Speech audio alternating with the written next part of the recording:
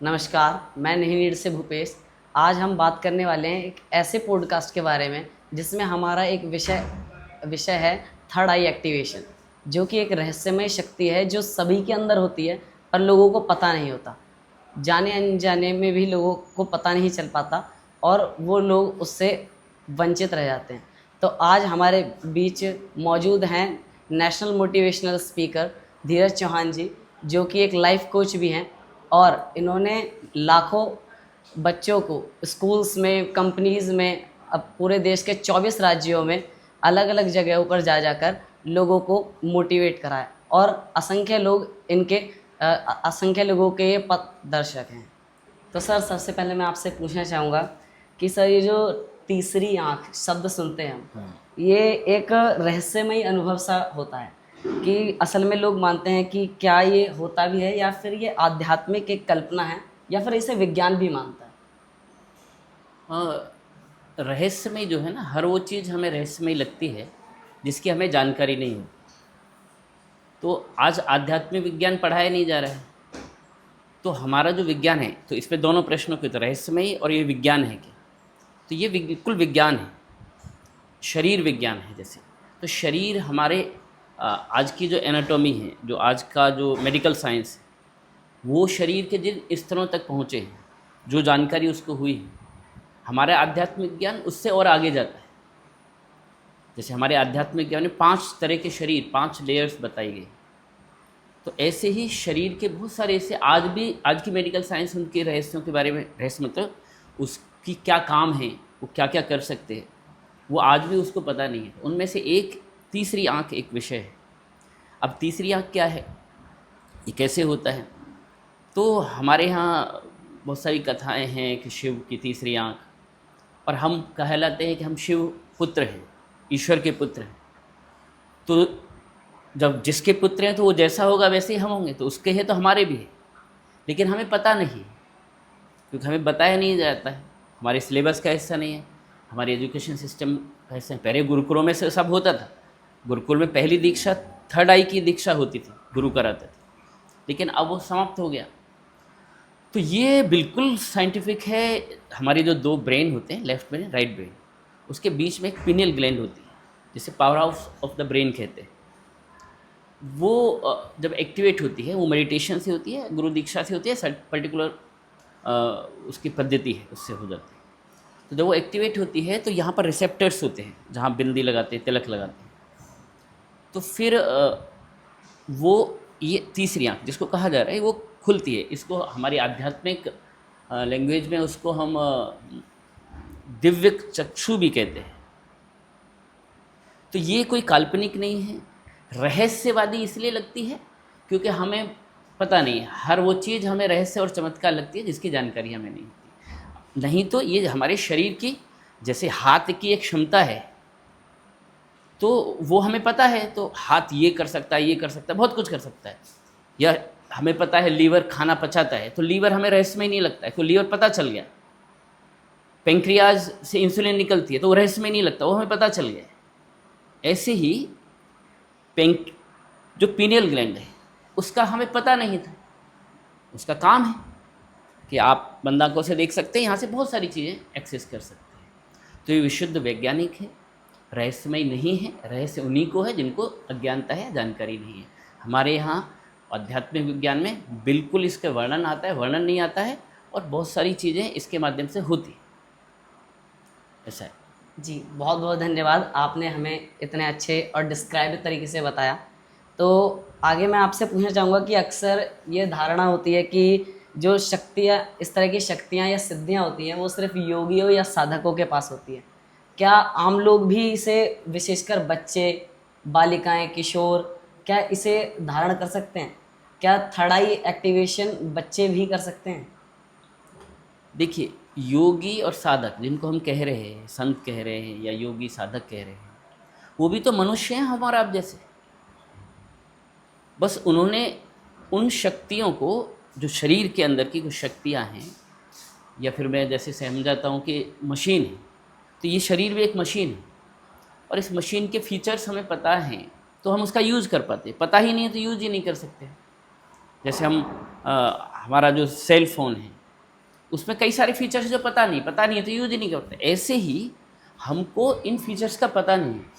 तो जो योगी हैं उनको गुरु ने, हमारे जो गुरु शिष्य परंपरा है, संतों की जो परंपराएं हैं, उन्होंने इसको पास ऑन कर दिया है। तो उन्होंने इस शरीर की जो क्षमता है, जिसको थर्ड आई कहा जा रहा है, उसको डेवलप कर दिया है। तो उनको वो बोध हो गया है, उनको ज्ञान हो गया है, इंट्यूशंस होते हैं, और बहुत सारी वो त्रिकालातीत जिनको बोला जाता है, तीनों कालों की जानकारी, बहुत सारी चीज़ें वो कर पाते हैं जो संत को देखकर हम आश्चर्यचकित हो जाते हैं, अरे ये कैसे कर पा रहे हैं। तो वो इस शरीर की ही क्षमता है, इस मशीन की क्षमता है, लेकिन अब इस मशीन की पूरी जानकारी न होने के कारण से उन क्षमताओं का विकास नहीं किया जा रहा। तो केवल ऋषि मुनि नहीं, हर बच्चे के अंदर वो क्षमता है, हम सब के अंदर वो क्षमता है। यदि बच्चे को वो बता दिया जाए तो बच्चे के अंदर भी वो क्षमताएं डेवलप हो जाती है, और ऐसी हुई है। तो ये सबके लिए एक्सेसिबल है, सबके शरीर के अंदर है। वो भी एक मनुष्य शरीर है, हम भी एक मनुष्य शरीर है। यदि उन्होंने उसका मशीन का यूज़ किया, उस फीचर का यूज़ किया, तो हम भी कर सकते हैं, और वो सामान्य बच्चा कोई भी कर सकता है। ऐसा है। जी, बहुत बहुत धन्यवाद। आपने बहुत ही विस्तृत तरीके से और आसान शब्दों में हमें बताने का प्रयास करा। तो जैसा कि हम रोज़ अपने सोशल मीडिया पे अपडेट कर रहे हैं जी। कि आप बालिका नीड में लग रहे बालिका व्यक्तित्व विकास शिविर में इस थर्ड आई एक्टिवेशन को करा रहे हैं, जिसमें बालिकाओं का क्या रिस्पॉन्स है, क्या अनुभव है, वो आप थोड़ा सा हमारे दर्शकों को बताएं। हाँ जी, देखिए, ये नई चीज़ें हर बच्चे को थोड़ा ग्लैमराइज करती है, और बहुत सारे लोग आज भी कहते हैं ये चमत्कार है। चमत्कार नहीं है, ये बिल्कुल सामान्य बात है। बच्चियाँ को हमने बताया थोड़ा सा, और थोड़े से कुछ मेडिटेशन प्रोसेस कराए, और 2 दिन के अंदर ही बहुत सारी बच्चियाँ और हमारे बहुत सारे नेहनीड के बच्चे आँख बंद करके वो कलर्स आइडेंटिफाई कर पा रहे हैं, रीडिंग कर पा रहे हैं, कुछ ऑब्जेक्ट्स को भी मूव करा पा रहे हैं, थर्ड आई की पावर्स। और ये तो बस शुरुआत मात्र है, और बच्चियों को बहुत अच्छा रिस्पॉन्स है, बहुत अच्छी तरह से मेडिटेशन कर रहे हैं, और वो जो नई जानकारियाँ उनको मिल रही हैं उससे वो रोमांचित भी महसूस कर रहे हैं, और उनके अंदर बदलाव भी धीरे धीरे दिखाई देंगे जब उस प्रोसेस से गुजरेंगे। जी, तो मैं आगे की ओर पूछना चाहूँगा कि ये जो थर्ड आई एक्टिवेशन है, क्या इस थर्ड आई एक्टिवेशन से जो बालिका हैं इनके आत्मविश्वास, निर्णय या भविष्य की दृष्टि से देखें तो क्या इनके शिक्षा और इनके जीवन पर भी प्रभाव पड़ता है? हाँ बिल्कुल। ये देखिए, कोई चीज़, ब्रेन, हम सब कहते हैं कि ब्रेन पावरफुल होना चाहिए, और ये पिनियल ग्लैंड जो है दोनों ब्रेन के बीच में है। अब इसको पावर ऑफ द ब्रेन भी कहते हैं। जब वो एक्टिवेट रहेगी, जब हम मेडिटेशन करेंगे, इसलिए हमारे यहाँ जो ध्यान की पद्धतियाँ हैं, ज़्यादातर ध्यान की पद्धतियों में क्या कहा जाता है, यहाँ ध्यान लेकर जाइए, यहाँ ध्यान लेकर जाइए, तिलक भी यहीं पर लगाया जा रहा है, बिंदी भी यहाँ पर लगाई जा रही है। वो केवल सजावट की चीज़ नहीं है, यानी कोई महत्वपूर्ण चीज़ है यहाँ पर जो है, ये हमारे ऋषि मुनि जान गए थे इस चीज़ को। तो अब जब ये जागृत होगा, पिनियल ग्लैंड जब एक्टिवेट बनी रहेगी मेडिटेशंस के थ्रू, तो वहाँ से कुछ हार्मोन्स निकलते हैं, हाँ, जो कि ब्लिस देते हैं, आनंद देते हैं। एंटी कैंसरस हार्मोन भी वहाँ से निकलता है, और जब वो एनर्जी वहाँ बरकरार रहेगी तो ब्रेन की पावर्स बढ़ेगी, कंसंट्रेशन बढ़ेगी, किसी भी चीज़ फोकस बढ़ेगा, और उसकी क्षमताएं इस लेवल पर बढ़ जाएंगी कि वो ऐसे चीज़ें कर पाएंगे जिनकी कल्पना सामान्य बच्चा नहीं कर सकता। मतलब मैं आपको बताऊंगा तो बहुत लोग विश्वास नहीं करते। इवन हमने ऐसे बहुत सारे बच्चे तैयार किए, और पिछली बार जब हम कैंप लगा था तो यहाँ ही पर हमारी बच्चियों ने और हमारे जो न्यूनीड के बच्चों ने वो सब किया। तो बच्चे करते हैं, बच्चे आंख बंद करके पढ़ते हैं, मोबाइल पर चीज़ें देखते हैं, ड्राइंग करते हैं, बॉडी स्कैन करते हैं, बहुत सारी चीज़ें करते हैं। इवन आँखों से देखने के बाद भी कई लोग अविश्वास करते हैं, सब देख रहे हैं कि हो रहा है, क्योंकि उनको ये लगता है एक संभव ही नहीं है। वो उनके प्रोग्रामिंग में मन में बैठा ही नहीं, उनको लगता है ये सब क्या हो रहा है, ये कुछ गड़बड़ कर रहा है, वो नीचे से देख रहा है, कुछ तो गड़बड़ हो रहा है। तो ये उसका पढ़ाई में, यदि हम विद्यार्थियों की बात करें, उसका कंसंट्रेशन बढ़ेगा, जिस विषय को पढ़ने में उसको समय ज़्यादा लगता है, कम समय में उसकी मेमोरी में रिटेन कर पाएगा, फोटोग्राफिक मेमोरी उसकी इंक्रीज हो जाएगी, ध्यान करने के उसको अच्छा लगने लगेगा आंख बंद करके बैठना, जिससे उसके कंसंट्रेशन बढ़ेगा। और जिस किताब को पढ़ने में, ये हमारी नेह मंजूषा, जिस किताब को पढ़ने में हमको कई घंटे और कई दिन और पूरा साल हम पढ़ते रहते हैं 10 किताबों को, यदि ठीक से उसका अभ्यास किया लगातार, तो एक किताब को कुछ ही मिनट में बच्चा ग्रास्प कर सकता है, बेसिक्स तो जान सकता है। तो और ऐसा वर्णन आता है स्वामी विवेकानंद जी का, वो एक लाइब्रेरी में गए तो कई बार एक किताब उठाया, फिर उन्होंने उलट पुलट किया, फिर वापस रख दिया, फिर दूसरी किताब उठाया, फिर रख दिया, इस तरीके से कई किताबें उठाया। तो लाइब्रेरी ने बोला, ये क्या कर रहे हो, ये किताब कुछ जो चाहिए वो ले लो, बार बार ये किताब लाते हो फिर दूसरी मंगाते हो, पढ़ो ना, एक किताब लो और पढ़ो। तो स्वामी विवेकानंद जी बोले, मैंने ये किताबें पढ़ ली है। तो आश्चर्यचकित हो गया। तो उसने कहा, कैसे पढ़ ली, आप तो केवल ऐसे कर रहे हो, बस इसको ऐसे देख रहे हो थोड़ा सा।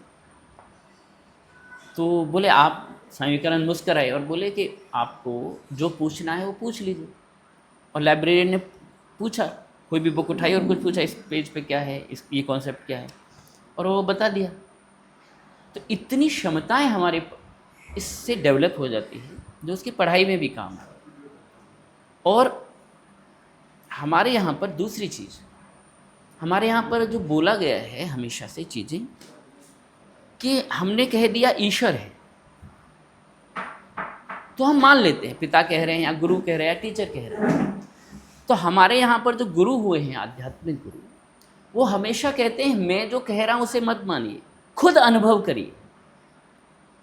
हमारे यहाँ एक किताब पढ़कर ही आपने मान लिया कि ये मेरा भगवान, ये मेरा गॉड, ये मेरा अल्लाह, ये ऐसा नहीं है हमारे यहाँ कि एक किताब ने जो कह दिया बस मानने दो, ना ना ना। हमारे अध्यात्म विज्ञान में कहा गया है कि आप खुद अनुभव करिए। हाँ है वो, लेकिन मेरी बात मत मानिए, ये मेरा अनुभव है कि वो है, आप खुद अनुभव करिए।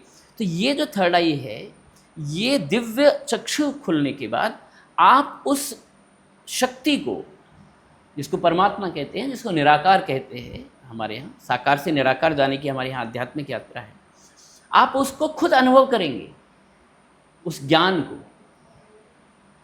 तो वो अनुभव यहाँ से आप ऐसे ज्ञान, जो सांसारिक ज्ञान और साथ में पराभौतिक, जिसको बोलते हैं भौतिक और पराभौतिक, जो हम इन इंद्रियों से नहीं देख सकते, उसका ज्ञान भी होने लगेगा। ये यहाँ तक है। तो वो ज्ञान होने से आप वास्तव में सत्य को देख पाते हैं। फिर किसी ने बोला नहीं है, आपने खुद उसको अनुभव किया है दिव्य चक्षुओं से। ये यहाँ तक की बात। तो बात यहाँ केवल कुछ मार्क्स बढ़ाने की या कुछ किताबें पढ़ने की नहीं है, इस सत्य को, इस सृष्टि को खुद के अनुभव से जानने की है, यहाँ तक का है, ऐसा है। थैंक यू सर, आपने हमें इतना कुछ बताया। तो मैं आगे पूछना चाहूँगा कि जैसे आपके इतने सालों का अनुभव है और आपने इस तरह के कितने सारे ही बच्चे तैयार करे होंगे, तो उनके उस अनुभव के अनुसार आपका ये जो अनुभव है, इसमें आपको क्या लगता है कि मतलब इस थर्ड आई एक्टिवेशन में मतलब कितना बड़ा दायरा है, कहाँ तक बच्चा जा सकता है, और इसकी कुछ लिमिटेशंस भी हैं क्या, मतलब बस वहाँ तक जा सकता है या इसमें बहुत ही विस्तृत है? हाँ देखिए, जहाँ तक ज्ञान का भंडार है, यूनिवर्स में हर चीज़ का ज्ञान मौजूद है, तो जाने की संभावना तो असीमित है। ज्ञान की संभावना वो कहीं तक भी जा सकता है, बहुत कुछ इस ब्रह्मांड से ले सकता है, ऐसी सी चीज़ें ले सकता है जो मतलब अविश्वसनीय जैसी लगेंगी, तो वो संभावनाएं हैं। और दूसरा जो प्रश्न आपने कहा कि वो कहाँ तक जा सकता है और क्या पा सकता है, तो अगेन जब आप किसी चीज़ को खुद देखते हैं, जैसे मैं आपको बताऊं, हम ज्ञान देते हैं कि ये सबने सुना होगा कि हमारे पुराने बुजुर्ग कहते हैं, शाम हो गई, पौधे सो गए, अब इनको हाथ मत लगाओ। अब शाम हो गई, शाम के बाद तुलसी के पत्ते मत तोड़ो, ये सो गए। तो हम भी मान लेते हैं, माँ पिता कह रहे हैं तो सो गए होंगे। लेकिन आज के बच्चे को लॉजिक चाहिए, मतलब लॉजिक, क्यों ऐसे कैसे मान लें हम सो गए? तो वो कहता है ये क्या सो गए हैं, ये तो हिल रहे हैं, ये तो ये कर रहे हैं। तो उसको ये लगता है ये ऐसे बोल रहे हैं, लेकिन माँ बाप ने बोला तो वो भी कह रहा है सो गए। हमने ऐसे बच्चे देखे हैं कि जो इस सिद्धांत से जब उनका दिव्य चक्षु एक्टिवेट हो जाता है थर्ड आई, तो हम उनको मेडिटेशन में इस पौधों से भी कनेक्ट होने सिखाते हैं। तो एक कैंप में पौधों से कनेक्ट हुए बच्चे, तो कनेक्ट होने के बाद एक रिसोर्ट में हम वो प्रोग्राम कर रहे थे और आम का पेड़ था और लगा हुआ उससे। अब वो बच्चा उस पौधे से जब कनेक्ट हुआ तो वो रोने लगा, आंखों से आंसू आने लगे, छोटा सा बच्चा 10 साल का। तो हमने पूछा कि क्यों रो रहे हो? तो ये बच्चा बोलता है ये रो रहा है, पौधा रो रहा है इसलिए रो रहा हूँ। अब हमने अगला प्रश्न किया, ये पौधा क्यों रो रहा है? हमने सोचा स्मार्ट बच्चे हो गए, बावला बना रहे होंगे, तो ये पौधा क्यों रो रहा है? तो वो बोला कि इस पर जो झालरें डाली हुई हैं बल्ब की, ये रात को जलती हैं, इसके कारण से सो नहीं पाता है। फिर दूसरा कारण उसने बताया कि यहाँ पर एसी का आउटर लगा हुआ है, वहाँ से गर्म हवा आती है रात भर, उससे ये झुलसता है, सो नहीं पाता, परेशान होता है, व्याकुल होता है, तो ये रो रहा है। अब देखिए, अब ये बच्चा इसके माध्यम से प्रत्यक्ष इससे कनेक्ट हुआ और इसके भाव इसमें आए। क्या ये बच्चा जीवन में कभी भी पेड़ को काटने की सोच सकता है? क्योंकि इसने अनुभव कर लिया इसमें भी भाव है, ये भी रोता है, इसमें भी जीवन है। अब उसे किसी पर्यावरणविद के ज्ञान की, बौद्धिक ज्ञान की जरूरत नहीं है कि पौधों को काटना नहीं चाहिए, पौधों को ये नहीं करना चाहिए। उसने खुद अपने ज्ञान से, अपने अनुभूति से उसके भाव जान लिए कि इसमें भी जीवन है। तो हमारे यहाँ प्रकृति के साथ सामंजस्य क्यों बैठा पाते थे? क्योंकि गुरुकुल में बच्चों को ये एक्टिवेट कराया जाता था और वो ज्ञान, वो अनुभव कि इनमें जीवन है, जो तुझ में है वो उनमें भी जीवन है, कण कण में ईश्वर व्याप्त है, जो तेरे अंदर चेतना है वो उसके अंदर भी चेतना है। और उस चेतना का वो बच्चे खुद बोध करते थे। जब वो खुद बोध करते थे तो उनके लिए वो किताबी ज्ञान नहीं रह जाता था, वो केवल गुरु का बोला हुआ सेंटेंस नहीं रह जाता था। वो सेंटेंस तो वहाँ से मिला, लेकिन उसको प्रत्यक्ष अनुभव किया उस बच्चे ने। तो वो हमारे यहाँ पेड़ को काटते नहीं थे, पूछते थे, और पूछते थे तो अनुभव से पूछते थे, ये इसमें कुछ है, इसमें ऑक्सीजन है, ये हमारे जीवन के लिए ज़रूरी है। इसलिए हम प्रकृति के साथ बिल्कुल सामंजस्य बिठा कर, केवल प्रकृति नहीं, जो मेरे अंदर है वही तेरे अंदर है, ये चेतना मेरे अंदर है, तेरे अंदर है। इसलिए हम सब का सम्मान करते, सारी पूजा पद्धतियों वालों का सम्मान करते। इसीलिए हमारे यहाँ, मेरे देश भारत में, क्योंकि हमारे यहाँ सनातन में मूल में वो चीज़ चली गई है, इसलिए हम जीव जंतु पेड़ पौधों के की जब हम सम्मान करते हैं, उनको पूछते हैं, क्योंकि वो भी ईश्वर के द्वारा बनाई हुई कृति हैं, ये अनुभव गया है और वो हमारे डीएनए में चला गया है, अंदर तक गहराई में वो गया, ऐसे ही है।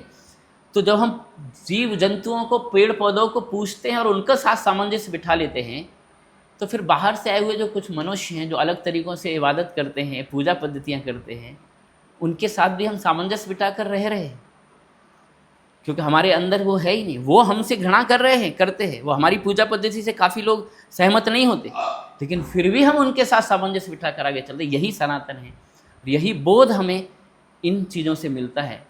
इसीलिए मैं यहाँ मैसेज आपको देना चाहूँगा लास्ट में कि ये ज़रूरी क्यों है। ये जो बात यहाँ थर्ड आई की नहीं है, थर्ड आई मतलब सनातन व्यवस्था जो है, सनातन की जो गुरुकुल व्यवस्था है, मैं यहाँ पर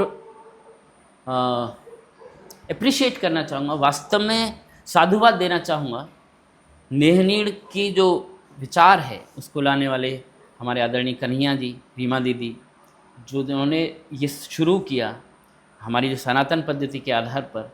यहाँ बच्चों का जीवन शैली हैं और सामान्य से बच्चे आते थे। मैं देख रहा हूँ पिछले 3-4 साल में बच्चों में कितने अकल्पनीय से बदलाव आए हैं। वो गीता के पूरे अध्याय कंठस्थ करके बोलने लगे हैं, बैठकर मेडिटेशन करते हैं। पढ़ाई में वो जहाँ जिस क्लास में जाते हैं तो हमारे टॉप 10 में से टॉप 7 हमारे बच्चे होते हैं। तो वो सारा यहाँ पर हुआ है। तो उन्होंने ये शुरू किया है और ये ऐसे प्रयास बढ़ें तो ऐसे जागरूक बच्चे, चेतनामयी बच्चे जो खुद अनुभव करेंगे, जो संवेदनशील होंगे, ये सनातन व्यवस्था में ही संभव है। तो जब ये होगा, जब सनातन स्ट्रांग होगी, सनातन की ये गुरुकुल व्यवस्था स्ट्रांग होगी, तो ये मानवता तभी बचेगी। इसलिए सनातन व्यवस्था यदि जीवित रही, इसलिए भारत का शक्तिशाली होना बहुत ज़रूरी है, और उसे शक्तिशाली बनाने में और सनातन व्यवस्था को आगे करने में नेहनीड जैसी संस्थाओं का बहुत बड़ा रोल है। इसलिए मैं फिर साधुवाद देना चाहता हूँ कि अपना पूरा जीवन सब कुछ छोड़कर आदरणीय कन्हैया जी और रीमा दीदी ने लगाया है और ये प्रयास कर रहे हैं। इन्हीं प्रयासों से ये केवल कुछ बच्चों को पढ़ाने का प्रोसेस नहीं है, ये बच्चों के अंदर सही मायने में इंसान बनाने का प्रोसेस है जो हम हैं।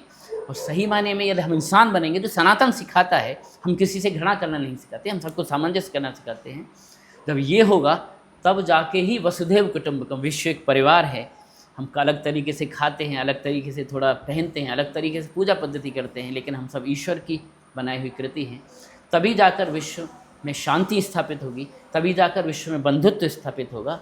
उस दिशा में नेहनीड काम कर रहे हैं और मेरी शुभकामनाएं हैं कि हम बहुत तेज़ी से आगे बढ़ें। और नेहनीड का जो मकसद है, ऐसी संस्थाएं, और नेहनीड का यहाँ भी ये कैंपस डेवलप हो, और नेहनीड से प्रेरणा लेकर नेहनीड के जैसे मैकडोनल्ड की फ्रेंचाइजी होती हैं, वो खाने पीने की फ्रेंचाइजीज खुल सकती हैं, तो नेहनीड की फ्रेंचाइजीज खुलें और नेहनीड का पूरा संस्था पूरे देश भर में ऐसी संस्थाएं बने, प्रेरणा लेकर कन्हैया जी भाई साहब से और रीना दीदी से। ऐसी मेरी शुभकामनाएं हैं और सब आगे बढ़ें। बहुत बहुत धन्यवाद भाई साहब, आपने अपना बहुत अच्छा अनुभव साझा करा और आपने अपने अलग से विचार भी रखे। बहुत ही अच्छा लगा हम सबको। तो आगे की ओर मैं पूछना चाहूँगा कि ये जो थर्ड आई एक्टिवेशन है, जैसा कि आपने बताया भी अभी कुछ समय पहले कि ये कितना इम्पोर्टेंट है हमारे लिए, और आपने अपने अनुभव भी साझा करे हमसे कि ये इसमें कहाँ तक संभावनाएं हैं। तो मैं अपने दर्शकों के लिए पूछना चाहूँगा कि ये जो थर्ड आई एक्टिवेशन है, इसे एक्टिवेट करने के लिए जो अगर थर्ड आई एक्टिवेशन में पहला कदम रखना हो तो वो कहाँ से शुरुआत करें? एक तो जो ध्यान करने की उम्र है 7-8 साल, वहाँ से हमें दीक्षा भी ले सकते हैं, ध्यान भी कर सकते हैं, वहाँ से हमको शुरुआत करना चाहिए। कुछ स्पेसिफिक मेडिटेशन है वो करें, और बच्चों को करने के लिए बहुत ज़्यादा प्रयास की ज़रूरत नहीं, थोड़े प्रयास से वो एक्टिवेट रहता है, सच रहता ही है, बस हल्का सा टच करने की ज़रूरत है। जैसे कोई जागरूक कोई है, जैसे स्वान निद्रा, वो हल्की सी आवाज़ से जगता है, ऐसे ही उस उम्र में लगभग 15 साल तक 16 साल तक वो बहुत एक्टिव है, हल्के से प्रयास से वो एक्टिवेट होता है और हल्के से प्रयास से वो काम करना शुरू कर देता है। तो छोटी उम्र में ही हमें ये सब शुरू करना चाहिए। बड़े होने के बाद हमारे शरीर के अंदर, मन के अंदर वो बदलाव आ जाते हैं, उसके बाद उन चीज़ों का एक्सेप्टेंस और शरीर के अंदर की जो सूक्ष्म शरीर है उसके अंदर वो होने की संभावनाएं कम होने लगती है। पीनल ग्लैंड भी सिकुड़ने लगती है, कैल्सीफाई हो जाती है, क्योंकि हमारा खान पान जंक फूड्स वगैरह का। तो इसलिए बचपन से शुरू करना चाहिए। ऐसा नहीं कि ये भी एक मिथ है, ये भी एक मिसकॉन्सेप्शन है कि अध्यात्म बुढ़ापे में करना चाहिए। ध्यान बुढ़ापे की चीज़ है, बुढ़ापे की चीज़ नहीं है। ध्यान आध्यात्म ये बचपन से सिखाने की चीज़। यदि बचपन से ही आध्यात्म सिखा दिया, ब्रह्मचर्य आश्रम जिसमें शिक्षा लेता है उसी समय संयम सिखा दिया, तो जब ये यहाँ से बीज रोप दिया, इसके बाद जब वो गृहस्थ में जाएगा तो वो संयमित बनेगा। अभी देखिए, आपने कहा इसका क्या फ़ायदा है, यहाँ पर एक शुरुआत में कहा आगे। तो देखिए, ये जब ये जागृत होता है, इसको थर्ड आई और आज्ञा चक्र भी कहते हैं। यहाँ से आज्ञा चक्र, तो आज्ञा चक्र इसके दो काम है। आज्ञा जैसा कि नाम है, तो यहाँ से ये आज्ञा देता है यूनिवर्स को। आज्ञा मतलब सॉफ्ट विल, जैसे बच्चा नहीं माँ बाप को कई बार जैसे कहता है पापा यहाँ लेकर चलो, माँ मुझे ये चाहिए, ऐसे ही हम उससे परमपिता से आग्रह से आज्ञा या दे सकते या तो मांग सकते आग्रह से, मुझे ये चाहिए हे पिता, विश कर सकते हैं यहाँ से हम। तो जितना जागृत होगा वो उतनी ही फास्ट ऊर्जा के साथ वहाँ विश जाएगा। यानी तेज आवाज़, ऐसा मान सकते हैं। जब आप तेज आवाज़ में बोलते हैं तो माँ बाप ज़्यादा सुनते हैं, हाँ धीमी आवाज़ में बोलते हैं नहीं सुनेंगे। तो यहाँ से तेज ऊर्जा के साथ वो बाहर जाएगी आवाज़, तो आज्ञा दे रहे हैं। एक दूसरा, जब ये जागृत होता है तो ये आज्ञा आप यहाँ से आप पूरे बॉडी और इंद्रियों को भी आज्ञा देते हैं, तो यहाँ से आप कि इंद्रियों पर कंट्रोल होना शुरू हो जाता है। आज आप देखिए जितनी समस्याएं आ रही हैं, बहुत सारी इंद्रियों पर कंट्रोल नहीं है, इसलिए आ रही है। किसी को अपनी इस पर कंट्रोल नहीं है तो कुछ भी खाता है, कुछ भी पीता है, शरीर भी बर्बाद हो रहा है तो भी खा रहा है, तो भी पी रहा है। किसी का आंखों पे कंट्रोल नहीं तो गलत सलत चीज़ें देख रहा है। किसी का अपनी कामेंद्रिय और जनेंद्रिय पर कंट्रोल नहीं है तो वो कुछ भी कर रहा है। हाँ, कुछ ही मतलब एक तो शादीशुदा होने के बाद एक्स्ट्रा मैरिटल अफेयर बना रहा है, शादी से पहले बना रहा है, शादी के बाद बना रहा है, और दूसरा वो तो चलो कर रहा है, वो भी गलत है। आपने एक के साथ जीवन में जीने का एक निर्णय किया है तो आप उसके साथ जीना आना चाहिए आप। लेकिन इसके साथ कई लोग जबरदस्ती कर रहे हैं, जिसको बलात्कार कहते हैं। आपको अपनी इंद्रिय पर कंट्रोल ही नहीं, क्योंकि आपने ये जागृति नहीं हुआ है बचपन में, इसलिए इंद्रियां इतनी बलवती हो रही हैं, वासना इतनी बलवती हो रही हैं, लालच भी इतना बलवती हो गया जो मन के अंदर इच्छाएं हैं कि वो लालच के लिए वो फिर इसका भी छीन लेगा, अपने भाई से भी छीन लेगा, हाँ, अपने रिश्तेदारों से, दोस्त के साथ पार्टनरशिप करके उससे भी धोखा देगा, क्योंकि उसका लालच और महत्वाकांक्षा इतनी बढ़ गई है। संयम नहीं है, कंट्रोल नहीं, यहाँ से विवेक, इसका कहते हैं विवेकहीन हो गया, तो आज्ञा यहाँ से वो इंद्रियों का संयम नहीं सीख पा रहा है। तो ये एक बात है। इसलिए आप देखिए कि आज की जो युवा पीढ़ी, आज जो विकृतियाँ हैं समाज में हम देखते हैं, परिवार में देखते हैं, व्यक्तिगत जीवन में देखते हैं, वो सब इसी के कारण है, क्योंकि यहाँ से कंट्रोल खत्म हो गया। तो सारे ये बर्बंड हो गए। ये मानिए मालिक है, मालिक का कंट्रोल ही नहीं है, तो ये सब नौकर चाकर हैं। इंद्रियाँ, ये सब मन भी नौकर चाकर हैं। अब ये नौकर चाकर बर्बंड हो रहे हैं, कोई कहीं भाग रहा है, कोई कहीं भाग रहा है, कोई कहीं कर रहा है, कोई कभी भी जग रहा है, कभी भी सो रहा है, कभी भी खा रहा है, कभी पी रहा है, कभी भी किसी के पीछे भाग रहा है। जैसे पशु नहीं भागते काम वासनाओं के लिए, ऐसे ये भी भाग रहा है पशुओं की तरह। तो ये ऐसे है कि इसके एक नहीं बहुत सारे फायदा है, और इससे व्यक्तिगत जीवन अच्छा नहीं होगा। व्यक्ति अच्छा होगा तो परिवार अच्छा होगा, परिवार अच्छे होंगे तो समाज अच्छा होगा, समाज अच्छा होगा तो पूरी सृष्टि अच्छी होगी। तो ये उसका काम है, एक एक व्यक्ति पर काम होना, मतलब हम पूरी सृष्टि पर ही इनडायरेक्टली काम कर रहे हैं, ऐसा है। जी भाई साहब, आपने बहुत ही अच्छे तरीके से हमारे थर्ड आई को हमारे व्यवहारिक जीवन और से एक चीज़ और यहाँ जोड़ना चाहूँगा जी कि आजकल जो चल रहा है, हमारे जो बहुत सारे ऋषि मुनि हैं, संत हैं, कथावाचक हैं, जो कुछ न कुछ बहुत अच्छा कार्य करते हैं, ज्ञान देते हैं, सबका जैसा कैसा इस तरह कुछ न कुछ दे रहा है वो अच्छा। अब वो इसी समाज में रहकर समाज में आने वाली बुराइयों से उनके अंदर भी कुछ ऐसा लगता है ऐसा क्यों हो रहा है, तो समय समय पर समाज को दिशा देने के लिए कुछ टिप्पणियाँ भी करते हैं। पिछले दिनों में टिप्पणियाँ आई हैं, हमारे दो पूजनीय संत हैं, संत प्रेमानंद जी महाराज, संत अनिरुद्धाचार्य जी महाराज। अब उन्होंने एक टिप्पणी की, और संत प्रेमानंद जी महाराज की टिप्पणी तो बहुत ही संयत टिप्पणी। उन्होंने कहा कि आज की कुछ युवा पीढ़ी, चाहे पुरुष है या महिला है, क्योंकि उसको संयम नहीं है, तो वो कई बार शादी से पहले हम अपने को संयमित न रखने के कारण से शारीरिक संबंध बनाते हैं। अब शादी से पहले ही जिसने, महिला ने या पुरुष ने, 2-3-4 लोगों से संबंध बना लिए, तो फिर उसे आदत पड़ जाता है एक तरह से। उसका कमिटमेंट लेवल शादी के बाद अपने पति के प्रति या अपनी पत्नी के प्रति उतना नहीं रहता है। ऐसा बिल्कुल स्पष्ट कहा, बहुत सही। और केवल महिलाओं के लिए नहीं कहा, पुरुषों के लिए भी कहा संत प्रेमानंद जी महाराज, दोनों के लिए, कि दोनों ही एक गड़बड़ कर सकते हैं। तो इसीलिए संयमित रहना बहुत जरूरी है। ये वो मैसेज दे रहे समाज को, पीड़ा व्यक्त कर रहे हैं। अनुराचार्य जी ने थोड़ा अलग शब्दों में कहा, उनकी शैली थोड़ी अलग है। कई बार आप कठोरता से कहते हैं या थोड़ा व्यंग्यात्मक लहजे से कहते हैं, शब्द आपके थोड़ा इधर उधर हो सकते हैं, लेकिन भाव अच्छे हैं। उन्होंने कहा कि शादी से पहले यार आप लिव इन में रह रहे हैं, 2-4 लोगों से संबंध बना रहे हैं। संत प्रेमानंद जी कह रहे हैं कि आप 2-4 लोगों से संबंध बनाते हैं, बस अनुराधाचार्य जी कह रहे हैं कि आप 2-4 जगह मुंह मार के आते हैं। बात वही है, लेकिन बस उन्होंने अलग शैली में कह दिया।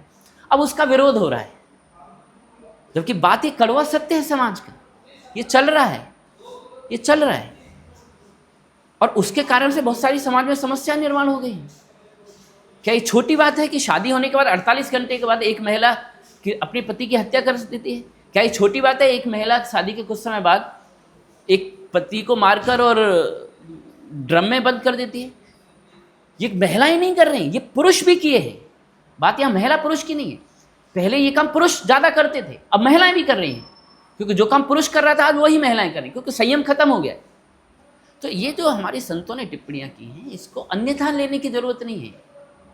लेकिन अगेन किसी को सत्य बताओ तो आजकल तो सब इतने निर्द्वंद हो गए हैं कि सबको अपने मत व्यक्त करने की, कि जैसे मतलब चोर को चोर भी नहीं कह सकते आप, उल्टा चोर कोतवाल को डांटे, ऐसा हो गया है। और यही लोग आकर फिर वीडियो बनाते हैं, ऐसा कैसे बोल दिया हमको। अरे जो मैं तो ये सीधा कहूँगा कि भाई जो भी टिप्पणी कर रहा है उन पर, जो ज़्यादा बौखला रहा है, तो वो ऐसे है चोर की दाढ़ी में तिनका। आप क्यों बौखला रहे हैं? उन्होंने ये कहा कुछ लोग, और कुछ लोग हैं, सबके लिए नहीं कहा कि सब लोग, सब महिला ऐसी नहीं है, सब पुरुष ऐसे, सब लड़कियां ऐसी नहीं है, सब लड़के ऐसे नहीं, कुछ लोग हैं। तो सही कहा उन्होंने। फिर आप क्यों ऐसा सोच रहे हैं? इसका मतलब आपके अंदर कुछ हो रहा है, तो इसका मतलब चोर की दाढ़ी में तिनका है। आप बात आपको लग गई है, तो इसलिए इसको ऐसे लेना चाहिए इन सारी चीज़ों से कि हम अपने इमोशंस को, अपनी भावनाओं को, अपनी इंद्रियों को संभालना सीखेंगे। उसी का ये प्रोसेस है, आध्यात्मिक प्रोसेस है।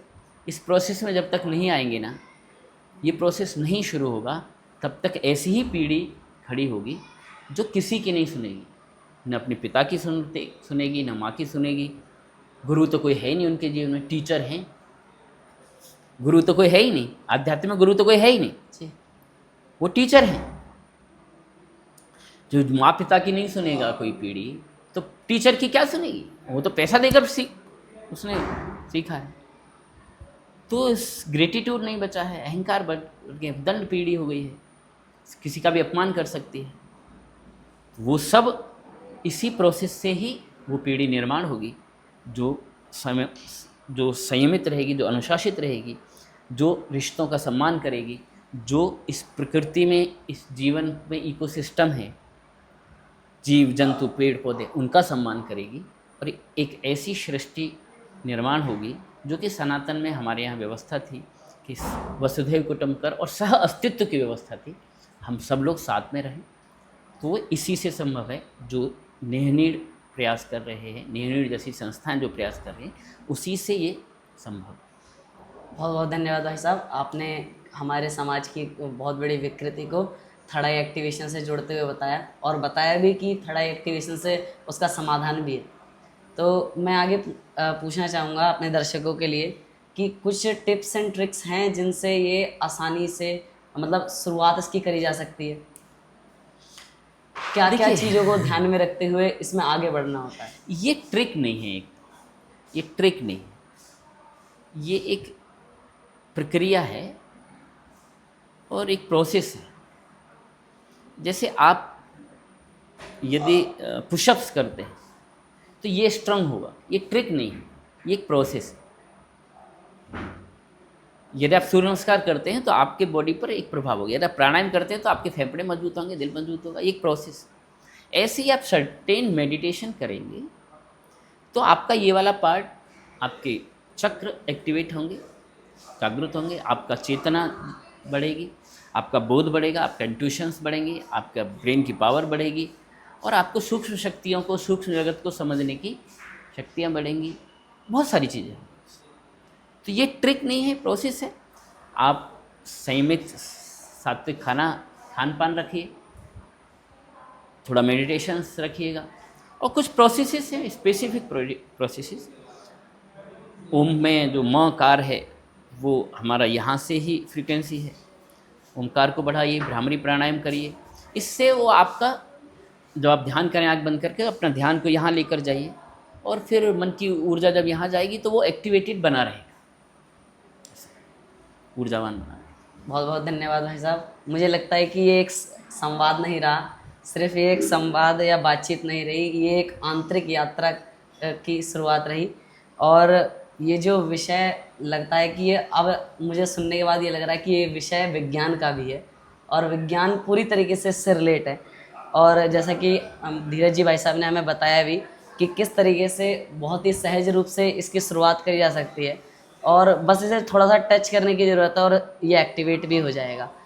तो बहुत बहुत धन्यवाद भाई साहब। काफ़ी सारे लोगों में सबसे पहले इस पॉडकास्ट को सुनने के बाद प्रश्न भी उठा होगा कि क्या ये मैं भी कर सकता हूँ, तो उसके बारे में आप क्या कहना चाहेंगे? बिल्कुल, हर व्यक्ति कर सकता है, हर व्यक्ति, सबके अंदर वही शरीर है, वही माने वही सारी शरीर, बस वो सही प्रोसेस करे, सही प्रोसेस समझ ले और उस प्रोसेस को फॉलो करे तो हर व्यक्ति कर सकता है। धन्यवाद भाई साहब, आज हमें इतना कुछ बताने के लिए और हमारे समाज के बीच इतनी बड़ी चीज़ को सामने लाने के लिए, जिससे लोग अज्ञात रहते हैं, लोगों को पता भी नहीं होता। तो मैं चाहूँगा कि आप इसे ज़्यादा से ज़्यादा आगे की ओर साझा करें, और जिससे ये ज़्यादा से ज़्यादा लोगों को इसके बारे में पता चले और लोग इसमें आगे ज़्यादा से ज़्यादा रुचि लें। धन्यवाद।